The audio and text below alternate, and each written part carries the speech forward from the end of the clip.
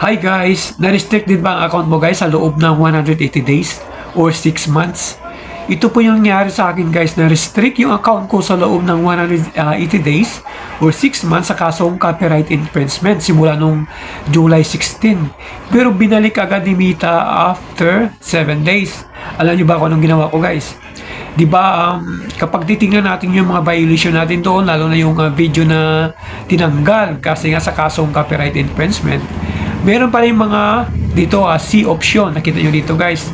Dito may dalawang option po dito. It's either mag-appeal ka or susulatan mo yung nag-report sa iyo mismo.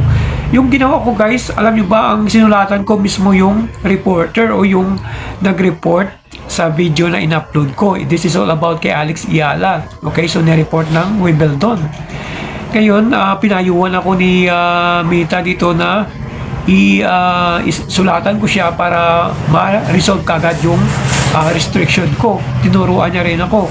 Ngayon guys, nagulat ako talaga dahil nung 16 na restrict ako, pero pagdating lang ng 22, July 22, nagulat lang ako dahil yung pula kong monetization naging green na. Okay? So tinignan ko, parang sobrang tuwa ako talaga kasi imagine 6 months, di ba? Sobrang tagal. Okay, pero nung tinignan ko yun, naging green na, pero hindi ako pa rin ako kumbinsido. Ang ginawa ko, nag-upload ako ng video na may get 90 seconds or may get 1 minute and 30 seconds. Kasi kapag mag-upload tayo ng ganun, di ba, lumalabas yung ads sa ilalim kapag more than 90 seconds. Okay? Kasi considered din as video pero ginawa ng reels.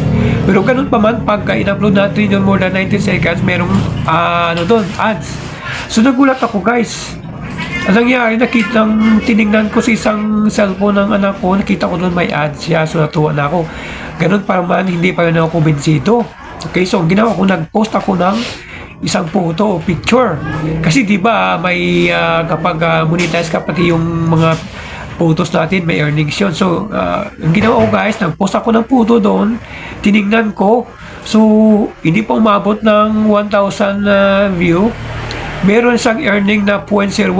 So, ibig sabihin, okay na, di ba? Although meron pa rin nakalagay doon na profile with some issue, pero yung monetization ko green na, so ibig sabihin okay na kasi may earnings na. So, yun lang, sinulatan ko lang yung nag-report sa akin, makikita nyo rito. Tapos yung sinulat ko guys, kung gusto nyo rin gayahin, nandun po sa comment section, i-upload ko doon i-copy-paste nyo lang guys. Okay, okay na yun. Pero dito guys, ginawa ko ng 2 beses ito. Nung 16 ako na-restrict, nung 17 nag-appeal na ako sa reporter mismo, yung nag-report sa akin. Tapos after 2 days, sinulatan ko siya ulit. The same, pa rin, ng letter pa rin, Kaya nung 22, nagulat na ako, bumalik na yun sa earnings ako, meron ng ulit na bumalik na sa dati.